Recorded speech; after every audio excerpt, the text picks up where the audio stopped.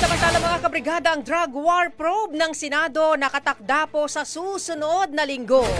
Brigada Ann Cortez, ibrigada mo! Brigada Live Report! Inanunsyo ni Senate Minority Leader Coco Pimentel na sa darating na Lunes na nila ikakasa ang pagdinig hinggil sa war on drugs.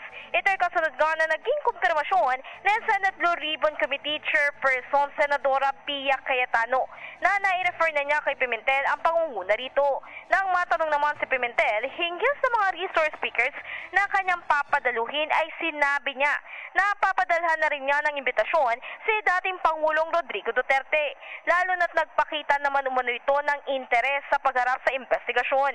Pero anya, hindi niya kontrolado ang desisyon ng dating Pangulo kung dadalo ito o hindi.